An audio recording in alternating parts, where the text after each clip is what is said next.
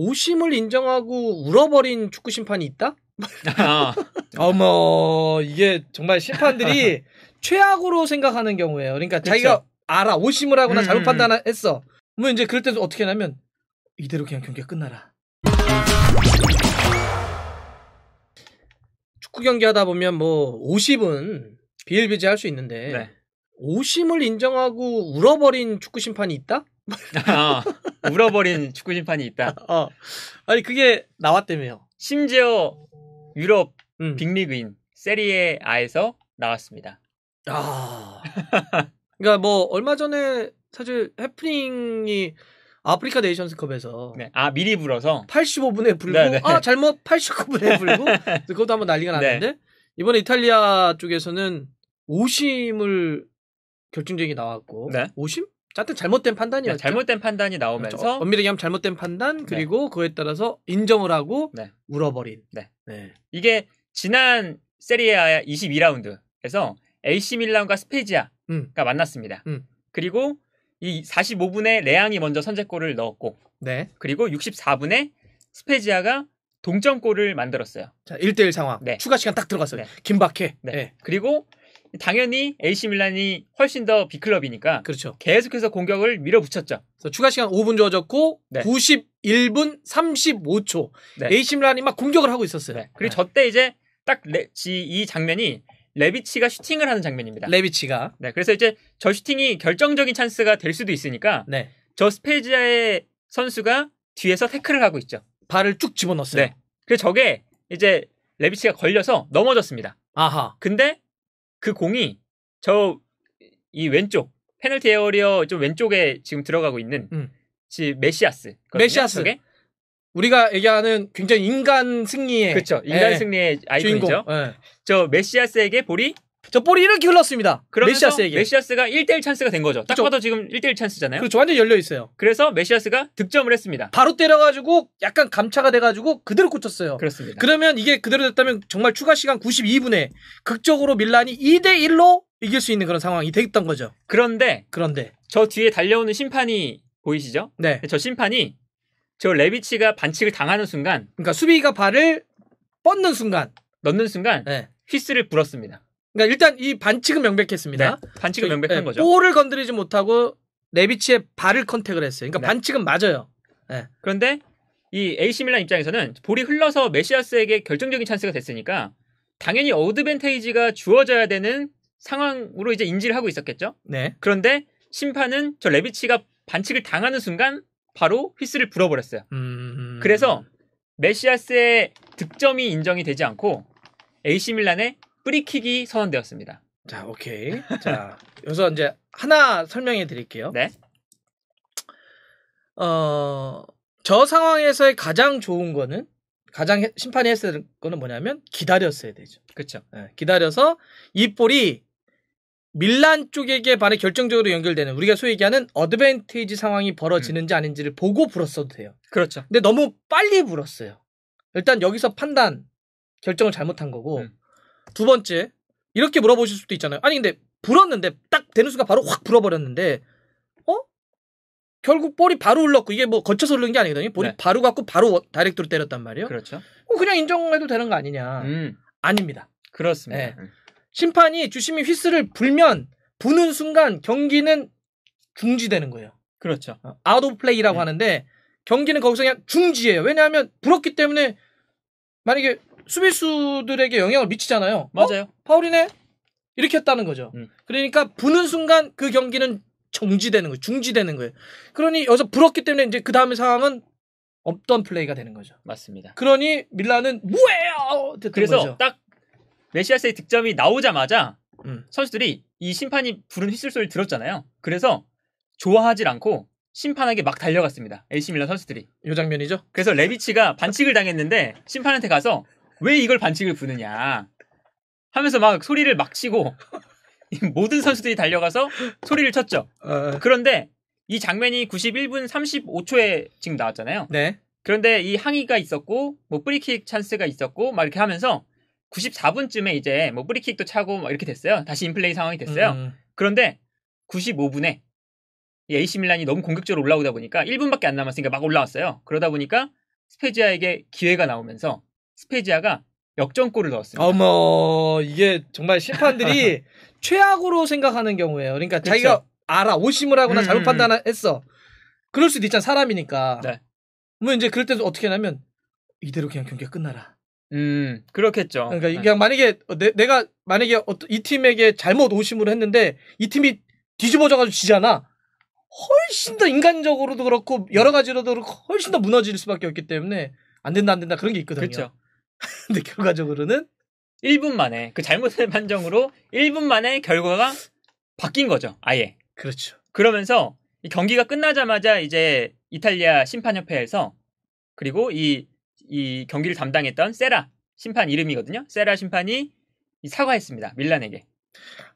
그러니까 이게 이런 거잖아요. 그거를 그대로 갔다면 밀란이 이길 경기를. 네. 그 골 취소되고 오히려 골을 맞아서 이길 경기가 진 결과로 나와버린 거잖아요. 그렇죠. 정말 심판에게도 그렇고 경기적으로도 그렇고 최악의 결과 나온 거죠. 그래서 이제 심판협회에서는 이 세라 심판에게 2경기 이상의 징계를 주겠다.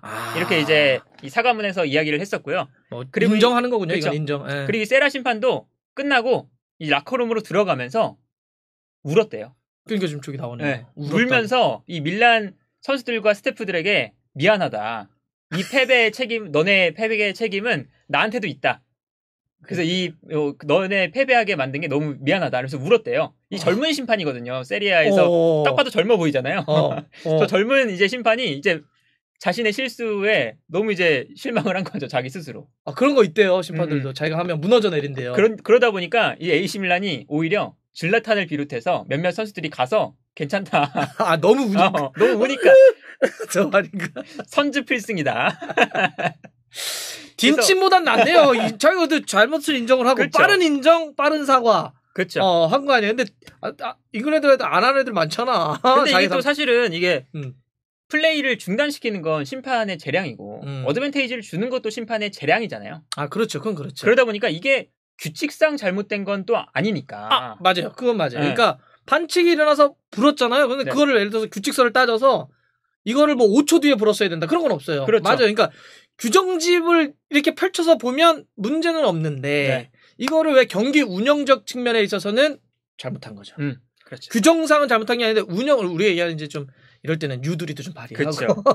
매끄럽게 갔어야 되고 그리고 이제 저희가 요새 그 부시마트에 옵사이드기를 늦게 들라고 하잖아요. 그렇죠.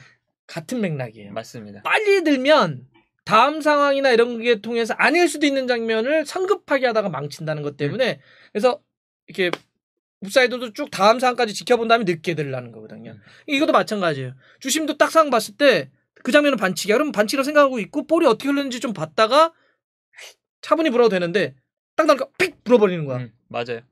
아무래도 이 세라 심판이 좀 경험이 부족한 심판이다 보니까 좀 잘못된 판단을 한 거죠.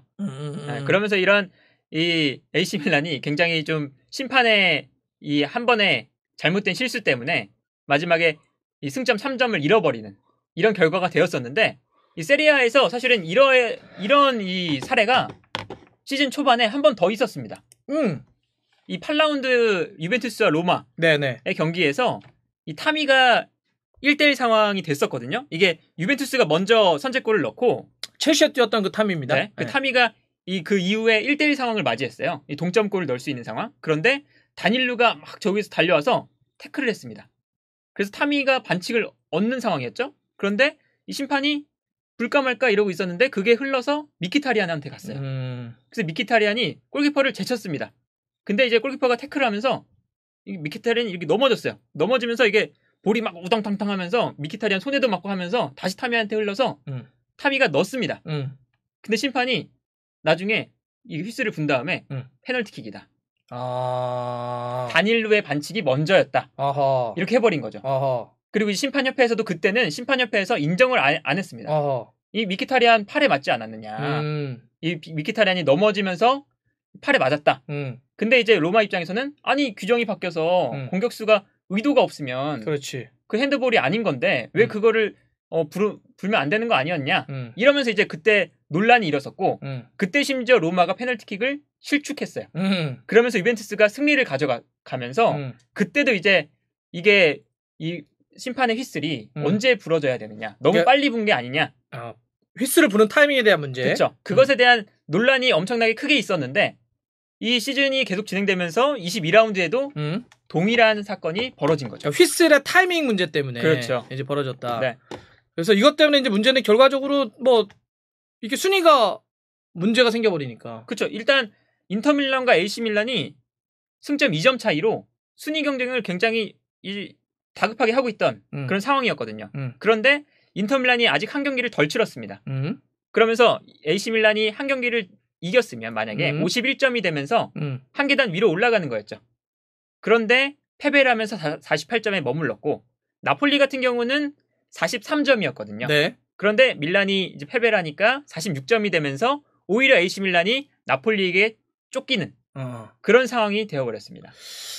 그러니까 이게 이런 게 예를 들어서 참 어렵죠. 심판이라는 이 직업이. 그러니까 이제 이거를 만약에 아까도 얘기했지만 이거는 정말 그 판단을 해야 되는 문제잖아요. 그렇죠. 규정 안에 딱 집어넣는다라고 해서 풀릴 수 있는 문제는 아니거든. 내가 이걸 언제 불지는 정말 그 순간의 판단이에요. 불면 반칙은 일어났으니까 불어도 규정상 문제가 없어. 맞아요. 근데 그거를 내가 어드밴티지를 어떻게 좀 볼 것이냐. 야, 요건 사실 어렵긴 하거든요. 그렇죠. 예. 그리고 물론 여기서 좀 더 경험이 있다고 한다면 좀 더 차분하게 불어도 돼. 예. 그런데 이게 결과적으로 또 이것 때문에 뒤집어졌어. 그렇죠. 그러니까 이제 이 경험이 부족한 심판이 얼마나 마음의 짐이 되겠어요. 지금 막 자기도 뒤집어지는 거지. 그렇죠. 그러면 이제 막 미치는 거지 이제 자기도. 그리고 이제 더군다나 이제 시즌이 후반기로 넘어가는 상황에서 승점이 2점 차이인데 이 경기 때문에 우승이 바뀐다.